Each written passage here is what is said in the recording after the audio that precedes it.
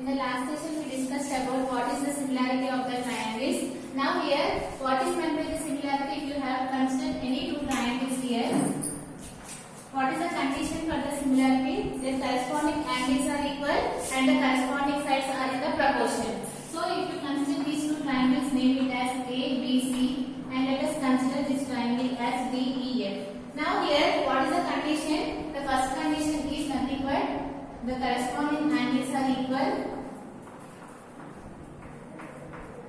That means angle A is equal to angle D and angle B is equal to angle E and angle C is equal to angle F. This is the first condition. What is the next condition? You need to take the corresponding sides ratio.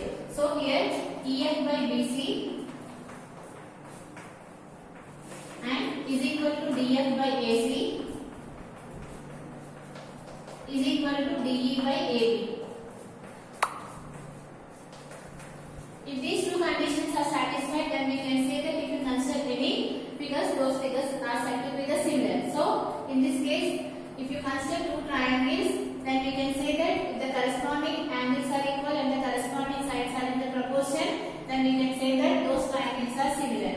And here in this case, we will get some ratio. That ratio we call it as a scale factor. Let us suppose we will get some ratio which is constant. Suppose if you got it here 1 by 2, this must be equal to 1 by 2, this must be equal to 1 by 2, which is nothing but we are getting one constant value after taking the corresponding sides ratio.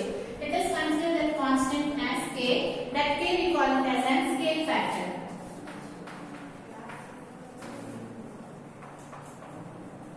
That ratio we call it as a scale factor. So here what will happen if k greater than 1 and k is equal to 1 and k less than 1? So there will be three conditions if k is greater than 1 and if k is equal to 1 and k is less than 1. So here if k greater than 1 we get the enlarged figures and if k is equal to 1 we will get some figures and k is less than 1 we get here diminished figures. Let us see by taking some example.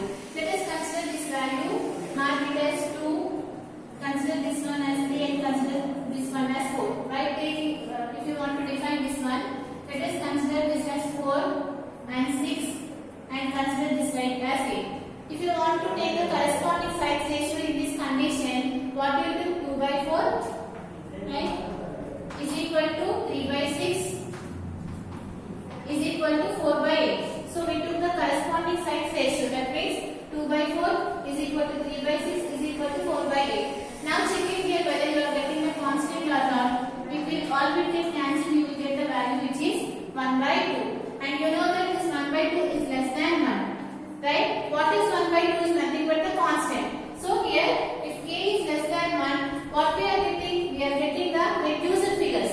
So here if you consider this one, what we are getting? We are getting the reduced figures. So if k is less than 1, we get reduced figures, or you can write this, you can call this one as diminished figures. So if k is less than 1, always we get the reduced figures. That means you need to take the corresponding sides ratio and you need to check that value. If that value is less than 1, we are getting here the reduced figures. Let us take here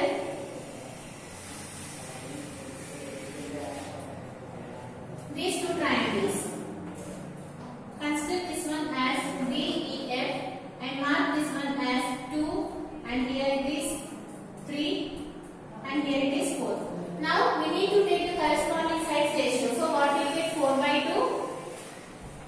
2 is equal to here 6 by 3 which is equal to 8 by 4. So now check whether you are getting the same ratio or not. If you are getting the same ratio, then only we can say it is a similar figures. So here after cancellation, all you will get the result which is 2. Now you can observe that this value is greater than 1. So if the scale factor is greater than 1, what you will get? You will get the enlarged figures. Right? Clearly you can observe that if you take this one is the enlarged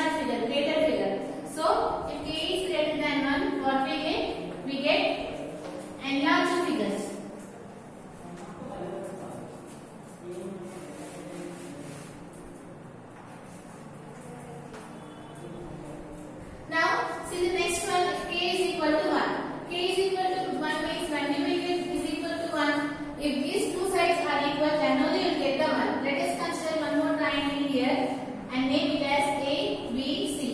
Consider this side as 2, consider this side as 3, and consider this side as 4. Now take the ratio of these corresponding sides. What you will get 2 by 2, which is equal to 3 by 3, which is equal to 4 by 4. And you know that these all will get cancelled. You will get the value which is 1. Here, what is the scale factor in this case, which is 1. So what we are getting, if K is equal to 1, clearly you can observe that we got here the congruent figures, because you can observe that here the corresponding sides are equal. Here 2 is there, here also 2 is there, 4 is there, 4 is there, 3 is there, 3 is there. You know the criterion of the congruency. What is the, when you say two figures are congruent, if it is having the same angles and if it is having the corresponding sides are equal. Here, since the both conditions are satisfied, when K is equal to 1, what we get? We get congruent figures.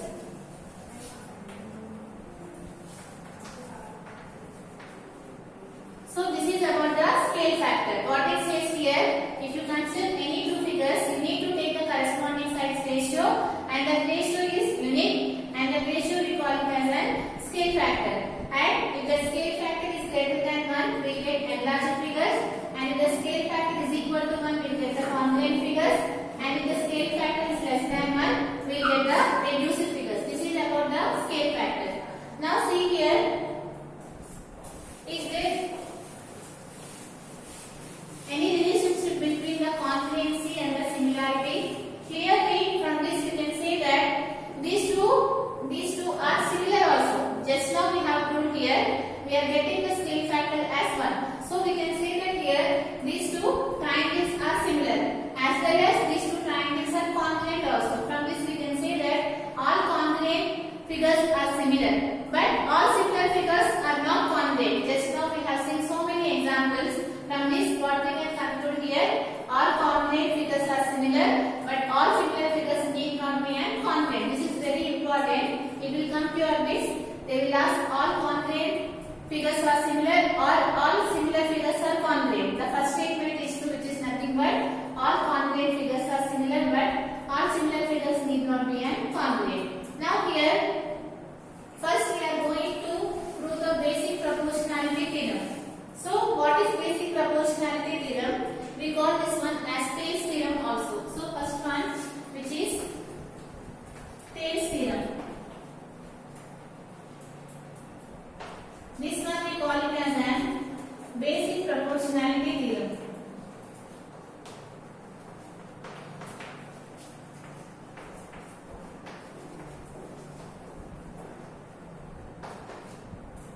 This one we call it as an BPT theorem also, basic proportionality theorem. So here what this theorem states, based on this theorem we are going to solve so many problems, and in the exercise 1, based on this theorem only we are going to solve all the problems. What this theorem states here, this theorem states that if you consider any line in a triangle such that that line is parallel to the third side and that line divides the other two sides into the equal ratio, that is the statement of the basic proportionality theorem. So if you want to do, let us consider the triangle, this one.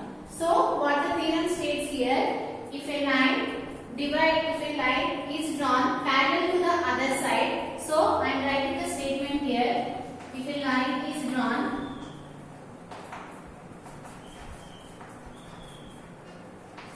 parallel to one side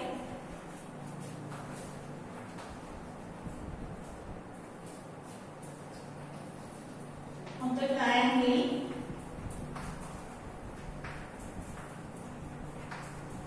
which intersects the other two sides,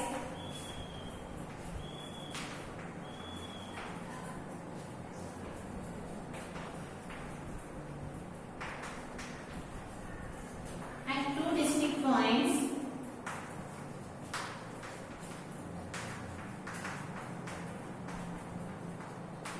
then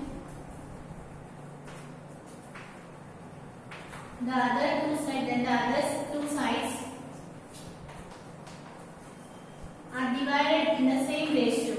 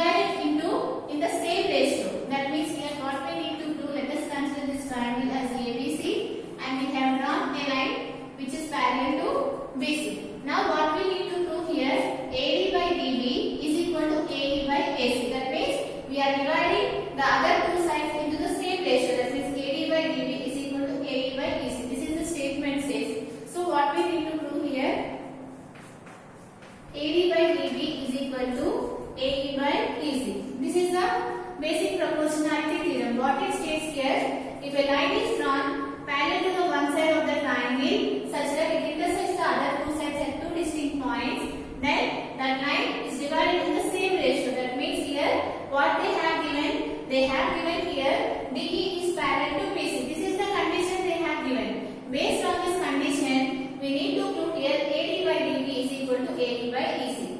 Now I am rubbing this statement. Let us prove that one.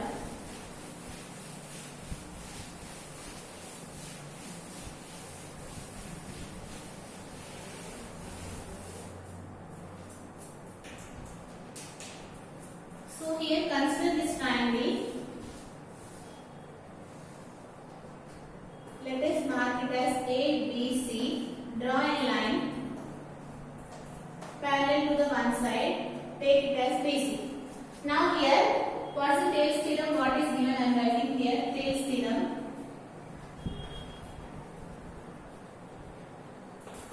According to the theorem, what they have given here? They have given here DE is parallel to BC. This is the condition they have given. If a line is drawn parallel to the one side, if the condition is given, then what we need to do? We need to prove here then the other two sides are divided into the same ratio. That means we need to prove AD by DB is equal to AE by AC. This we need to prove. This is given. So what we need to prove here? We need to prove here AD by DB is equal to AE by AC. This is we need to prove. To prove this theorem, we need some constructions. What is that construction here? You need to join B, D and C. And similarly, you have to join here B and E. So, if you want to prove this one, we need some construction. So, what we have done, we have joined D and C, we have joined B and E. Now, draw a perpendicular line to AB. And similarly, draw one perpendicular line to AC. So, I am drawing here. So, I am drawing here, this line is perpendicular to AB. So, I have drawn a line perpendicular to AB. Similarly, I am drawing one line perpendicular to AC. So, draw it here, one line which is perpendicular to AC. Let us mark this one as A, B, C, D, F and G.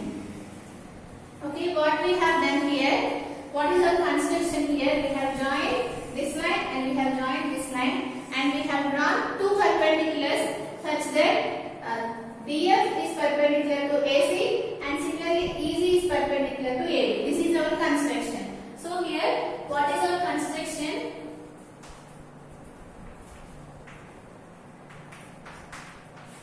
Join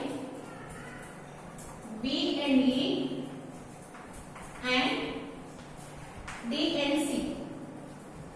And what we have done, we have drawn AC perpendicular to AC is perpendicular to DF and similarly we have drawn EG perpendicular to AB. EG perpendicular to AB. This is our construction. Now we need to prove this one. How do you prove this theorem? Here again what they have given here, if you consider any triangle, draw one line parallel to the any side such that the remaining two sides are divided in the same ratio. Here we have drawn DE is parallel to BC. What are the remaining sides here? Which is AB and BC. Now we need to prove these two sides are divided in the same ratio. That means we need to prove AD by DB is equal to AD by EC. This is the theorem states. Now we have written what is given and what we need to prove and what we have to do to prove such that we have drawn some construction here. Now here, how to prove this theorem? This is very important theorem. So here, what is there here? AD. Right? Now you need to choose one triangle such that AD should be there. So here which triangle you can choose it here? You can choose the triangle here ADE. If you choose the triangle ADE, you will get the side which is AD. Right? Now you need to consider that one. Area of the triangle ADE. Now you know that what is the area of the triangle, which is nothing but half into base into height. So here write it here half into here. What is it? What we need to prove here? AD by DB. So since here AD is there, let us take AD as the base. So I am taking here AD as the base. If I am taking AD as the base, what is the height in this triangle? Let us consider this triangle, right? ADE. So I am drawing separately here ADE. Since we need to prove AD by DB, so I am taking AD as the base. If AD as the base, what is the perpendicular here? Clearly you can observe that now only by consideration we have drawn a perpendicular line like this. This is the perpendicular line. I have marked this one as Z. If you take this triangle, this is the perpendicular. So what is the height here? Which is nothing but EZ. So write it here half AD into EZ. Now you need to consider the triangle here DB as the base. So here where DB is there, here DB is there. So which triangle we need to choose it here? We need to choose this triangle. So choose the triangle, area of the triangle DBE. If you choose this triangle, so half into base into height. So what we need to choose the base, which is DB into height. So here what is the height here? Clearly you can observe that it is an obtuse angle triangle. So how it is looking like? It is looking like this one. Right? So if you take any obtuse angle triangle, if you need to find the height, how you will find? You will extend this line such that you will draw one more perpendicular to this line. This will be the height of this triangle. Similarly here, if you consider this triangle, here since it is an obtuse angle triangle, we are extending this line such that if you join this one, this will be the height of this triangle. So here, what is the height in this case here, which is easy, right? So why we took these two triangles here? Because here AD as the base, so that we have took the triangle AD. You know that area of the triangle is half into base into height. Now what we need to do? We need to divide these two because here AD by DB is there. Let us divide these two. So I am dividing these two, and again here half and half will get cancelled. Here easy will get cancelled. What is left out here? Area of the triangle ADE by area of the triangle DBE is equal to AD by DB. Here you can observe that we got the left hand side 1. Now we need to take this one so that what you can equate those two sides. So here what we have done, we took the triangle such that AD as the base. So what is the triangle which is ADE? So you get half into AD into what is the height here? EZ. Similarly, we took the triangle such that DB as the base. What is the triangle which is nothing but DBE? Since it is an obtuse angle triangle, if you want to find the height, you need to extend this line such that you can join this line. So what is the height here? EZ as the height. So you can write it here half into DB into EZ. What we are doing here, we are dividing these two. So I am dividing these two equations such that I got it here area of the triangle ADE by area of the triangle DB is equal to AD by DB. Now you need to choose here AE and EC. So I am rubbing this one. So this is the first equation we got. Now here you need to choose the triangle such that AE should be the base. So which triangle I can choose it here? I can choose the triangle ADE such that you will get AE as the base. Now write it here. Area of the triangle ADE is equal to half into what base we need to take here? We need to take AE as the base. Let us take AE as the base. So what will be the height? If you consider this triangle like this, if you take this as the base, what should be the height? This will be the height. Let us consider the triangle. And if I am taking AE as the base, what should be the height? This should be the height. And what is this here? DF. So here half AE into DM. Now you need to choose the triangle such that EC should be the base. So which triangle we need to choose here? Where is EC? You can observe that here EC is there, so you can choose the triangle this one. Right? So let us take the triangle. Area of the triangle EDC. Half into what we need to take here the base, which is EC. Similarly, this one is also an obtuse angle triangle. So clearly you can observe that this one is an obtuse angle triangle. So you need to extend this base such that you will get the height. So what will be the height here? DF is the height. So let us write here DF. So again I am explaining here how it will look like this triangle. It is in the form of like this, right? So let us mark this one. What is there here? Which is CED. Now I am extending this line such that if you want to find the height, you need to join this one. So here, what is this we call? Which is nothing but we have written this one as D. So what will be the height? This will be the height. Like that, you need to check it here. Since we are choosing this triangle, this one, we need to